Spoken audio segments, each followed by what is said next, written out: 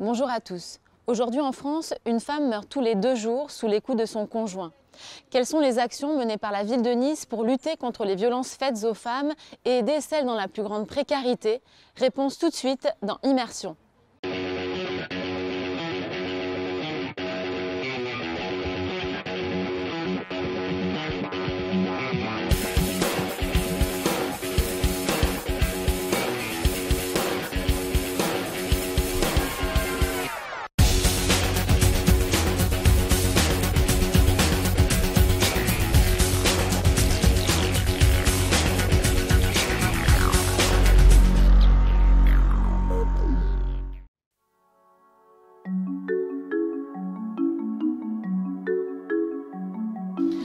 Bonjour Marilyn, merci de nous accueillir ici. Vous êtes responsable du centre d'accueil et d'hébergement de réinsertion sociale des femmes victimes de violences. On ne va pas préciser où nous nous trouvons aujourd'hui dans Nice. Pourquoi? Parce que c'est un lieu qui doit être confidentiel pour des raisons de sécurité des familles qui sont accueillies ici, donc des femmes et de leurs enfants. Vous accueillez combien de personnes ici? Donc on accueille 18 personnes. Vous accueillez qui en fait? Des femmes qui sont victimes? Des femmes qui ont donc dans leur vécu des violences intrafamiliales et conjugales, qui ont donc subi, on va dire, un psychotraumatisme. Et ce sont soit des femmes isolées, soit des femmes avec enfants. Pourquoi c'est important de ne pas dire où on est? Leurs ex-conjoints, pour certaines, sont amenés à les suivre, voire à les rechercher. Il y a un risque physique majeur et aussi qui fait encourir un risque à l'ensemble des autres femmes. Pour les protéger, vous avez mis en place différentes choses. Je vois des caméras. Oui, tout à fait. Donc, ce site est sous vidéosurveillance. Nous avons des veilleurs de nuit la nuit et nous avons un système de barrière anti-franchissement qui est relié directement au CSU. Donc, s'il venait à y avoir une intrusion, ça déclenche directement au service de police qui diligente une patrouille immédiatement pour venir sécuriser. Ce site est ouvert depuis combien de temps? Depuis 2008, donc à l'initiative de la ville de Nice. Ça a été le premier centre d'hébergement dédié à la question des violences conjugales. L'objectif, c'est quoi? L'objectif, c'est de mettre en sécurité en premier, parce que ces personnes, les femmes ont besoin de réassurance, de pouvoir se poser, se reposer de la question de cette histoire traversée par la violence. Mais évidemment, il y a un projet social de réinsertion sociale. On n'est pas sur de l'accueil d'urgence. Elles sont vraiment ici dans la phase de reconstruction, où il y a une équipe spécialisée, donc de travailleurs sociaux, de psychologues, qui vont prendre en charge ce projet avec elles, pour pouvoir sortir d'ici. L'idée, c'est vraiment qu'on est sur de l'hébergement, pouvoir retrouver un logement pérenne, une vie stabilisée avec évidemment de quoi pouvoir vivre. Ça veut dire en général un emploi ou au moins une sécurisation financière et évidemment tout ce qui va avec. Combien de logements? 9 logements. Vous nous faites visiter un? Oui. Là, on est dans un logement de type T1, ça veut dire qu'il est destiné soit à une femme seule, soit à une femme avec un enfant. Après, nous avons des logements de type T2 qui permettent d'accueillir des familles plus grandes. Donc voilà, on retrouve un logement classique avec l'espace couché. On a évidemment une petite kitchenette, on met tout à disposition. On peut aussi avoir un trousseau d'accueil avec les draps, les serviettes de bain, etc. si elles n'ont vraiment plus rien. Souvent, elles sont obligées de laisser leurs affaires parce que c'est compliqué. Il faut attendre la procédure quelquefois pour récupérer ses affaires. Ça coûte combien pour elles?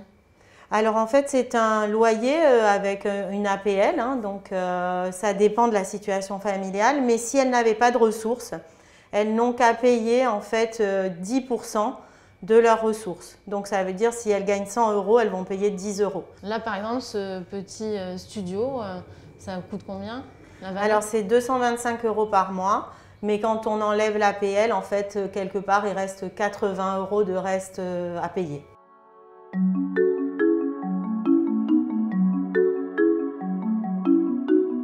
Les femmes qui arrivent ici ont quel âge en moyenne? La moyenne d'âge, c'est 42. Mais on a des femmes de tout âge, c'est-à-dire la plus jeune a eu 19 ans et la plus âgée 60 ans. Et elle reste combien de temps en moyenne? 14 mois. Ici, des espaces communs? Oui, tout à fait. Alors, on a des espaces un petit peu, on a le jardin, on a créé un espace dédié aux enfants. puisque évidemment on accueille aussi 9 enfants hein, en général en moyenne. En ce moment, il y en a combien? 9. Et les femmes se retrouvent aussi ensemble? Oui, on fait des activités collectives, toujours plutôt centrées sur le bien-être, le festif. On essaye de sortir de la question des violences dans le collectif. On a fait des interventions avec des professeurs de yoga, des professeurs de gestion du stress. On a fait une journée festive où elles ont préparé des repas en commun. Tout ça pour essayer de remettre de la vie aussi et du bien-être dans leur parcours. Dorothée, je vous présente Samia Bali, mon assistante, agent d'accueil et d'intendance. Enchantée. Enchantée. Alors vous, votre quotidien, ça va être quoi ici? Ici, je vais recevoir les résidentes. Ça peut être un frigo tombé en panne, ça peut être un chauffage tombé en panne, ça peut être plein de choses. Ça peut être une discussion aussi, pour parler de... C'est souvent des discussions. C'est un problème majeur, par exemple un ex-mari qui veut s'infiltrer ou un problème, vous pouvez réagir vous? Ah oui, j'alerte la police tout de suite. J'utilise cet appareil, le PTI, et j'appuie sur le bouton SOS. C'est quoi cet appareil en fait? Ici. Ça alerte la police tout de suite. Tout de suite, la police est alertée en fait et une patrouille intervient dans les minutes qui suivent. Dorothée, je vous présente l'autre partie de l'équipe. Donc Eric Massoni qui est assistant de service social et Cécile Ferrua qui est éducatrice spécialisée. Cécile, vous êtes éducatrice spécialisée. Voilà. Votre travail au quotidien consiste en quoi? Ça peut être des accompagnements sur l'extérieur pour des démarches administratives ou de santé ou autres. Et elles ne peuvent pas le faire elles-mêmes toutes seules? Parce que même parfois envoyer un CV pour elles, ça va être compliqué. Ah oui, c'est compliqué, oui. Pourquoi? Parce qu'elles n'ont pas cette confiance justement en elles n'ont pas aussi l'accès à l'informatique, c'est compliqué, elles n'ont parfois jamais eu accès à un ordinateur. Parfois elles n'ont même jamais travaillé. Parfois, elles n'ont même jamais travaillé. Elles ont été tellement sous emprise que c'est compliqué. Oui, c'est ça. Elles ont été sous emprise pendant plusieurs années parfois, pendant des dizaines d'années parfois. Donc, de sortir de cette emprise et du fait qu'elles ont été bloquées de leur environnement, qu'elles n'ont pas eu accès à quoi que ce soit finalement de l'extérieur, qu'elles n'ont eu accès qu'au quotidien très douloureux, très enfermé, du coup, effectivement, quand elles arrivent sur notre structure, il faut parfois tout reprendre à zéro ou presque. On essaye en tout cas de contribuer à ce qu'elles se sentent à l'aise avec nous et puis avec elles-mêmes du coup pour pouvoir ensuite s'épanouir à l'extérieur de la structure.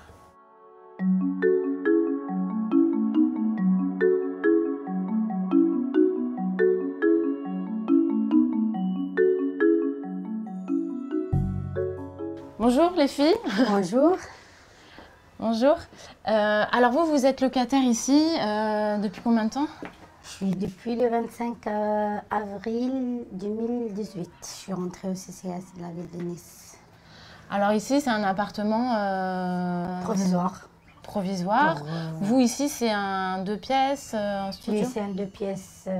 C'est un 2 pièces. Il y a une chambre à ma fille et un salon, une partie de la cuisine, la salle de bain, voilà. Et vous l'avez aménagé un petit peu à votre goût? Oui.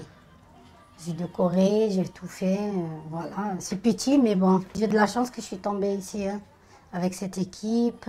Comment je suis arrivée, comment je suis maintenant, je suis une autre personne. Pourquoi vous êtes arrivée ici? Qu'est-ce qui s'est passé? Je suis arrivée ici par rapport à mon ex, le père à ma fille. J'ai beaucoup de problèmes avec lui. Qu'est-ce qu'il vous avait fait? Violence, beaucoup de violence à la maison. Après, il vous frappait? Ouais, il m'a frappé beaucoup de fois. Il m'a trompée. Il m'a trompée 2 fois. La première fois, je l'ai pardonné. La deuxième fois, je ne peux pas. Avec une copine. Et en plus, même pas 3 mois, il a fait un gosse. C'était dur, dur. Je travaille, j'avais ma maison, ma voiture, tout. J'ai tout quitté, j'ai tout perdu. Et je trouve, moi, j'ai rien, j'ai même pas un centime avec ma fille. Vous êtes partie pour la tromperie, pas parce qu'il vous tapait dessus? Non, le jour-là, non, c'est passé un truc grave. Ce jour-là, je suis partie direct à l'hôpital parce que je saigne partout. Ils m'ont tapé sa famille. Sa famille, vous avez tapé aussi? Oui, ils m'ont tapé. Le cou, j'arrive pas à bouger le cou. J'ai la tête ouverte derrière et j'avais des traces partout dans le dos. Étranglement, coup sur la tête. Ouais. Voilà, ma fille, elle avait tout ça et... Elle a vu votre enfant? Elle sait, ma fille. Quel âge elle avait? Elle avait 3 ans. Ce jour-là, j'ai eu peur. Et de là, vous aviez eu peur de mourir ce jour-là? Ouais. C'est passé un truc grave et grave pour moi. Ils vont me taper vraiment, pas frapper, ils vont me tuer. Vraiment. Hein. Je crois que s'il n'y a pas la petite, ils seraient me tuer. Et voilà, et j'avance dans la vie. Comme j'ai dit, j'ai une fille, c'est ma meilleure chose, c'est une princesse. Et après, c'est la meilleure chose que j'étais ici aussi. Qu'est-ce qui vous a apporté ici? Une confiance en vous? Ouais, ah là là. C'est ma famille. C'est vrai? Ah oui, j'aurais dit, ils savent toute l'équipe, que je meurs pour eux. Et ils ont été là pour moi. Beaucoup de choses.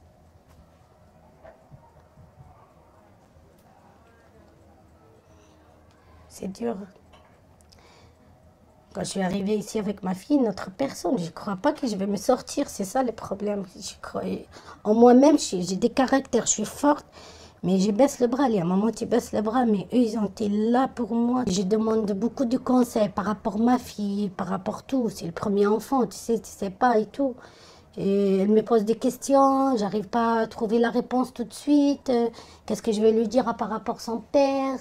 Beaucoup de choses. Elle le voit, son père? Non, elle ne voit pas, ça fait presque 2 ans là, 1 an et demi, elle n'a pas vu. Moi, après 1 an et demi, elle n'a pas vu. Vous avez la garde? J'ai la garde exclusive parentale. Et lui, il est où? Et lui, il vit avec sa nouvelle copine, avec son nouveau enfant. Et il ne prend pas de nouvelles de sa fille? Non, pas du tout. Ils ont donné un truc, il s'appelle l'UDAF, pour faire la visite médiatisée. Ben, elle n'était pas présentée, des fois. Vous vous reconstruisez aujourd'hui? J'ai fait une formation restauration et surveillance de la cantine, ils m'ont accepté. Et là, je travaille à l'école. Ma fille, elle est à l'école bien. Tout va bien. Et bientôt, je vais sortir. Ça y est. C'est vrai? Oui, ils m'ont proposé un appartement. J'attends la réponse. Voilà. Vous arrivez à gagner votre vie, là? Oui, je suis fière de moi. Et vraiment, je suis fière de moi. Je suis fière que je suis encore là et je suis encore debout. Et j'ai appris beaucoup de choses aussi. Dans la vie, on apprend. Hein. Qu'est-ce que ça vous a appris, cette histoire? J'ai appris beaucoup de choses. Elle m'a donné beaucoup la force, le courage. Il ne faut pas baisser les bras. Pour un mec, non. Il ne faut pas pleurer aussi. La vie, elle continue. Il n'y a pas impossible pour moi. Il n'y a pas impossible. Il faut faire beaucoup de choses. Voilà. Pour moi, impossible, ça n'existe pas. Tu es contente? Oui. Oui? T'aimes bien ici? Oui. Oui? Pourquoi? Parce que j'ai des copines et on peut jouer dehors. C'est vrai? Et ta chambre, tu aimes bien? Oui? Oui. Et maman, tu l'aimes? Oui. Beaucoup? Oui. Parce qu'elle m'achète des fleurs et des jouets. Il te manque ton papa? Non. Non.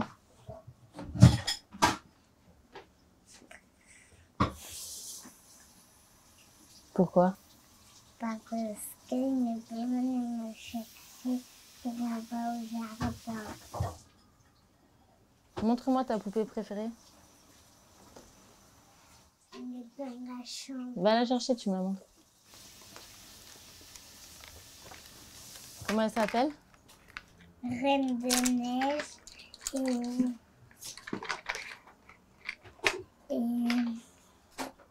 Et elle, c'est qui? Réponse. Ah, Réponse. Oh, bah, elles sont belles, hein? Comme toi. Et j'en ai à mon anniversaire. Eh ben, merci beaucoup. Merci.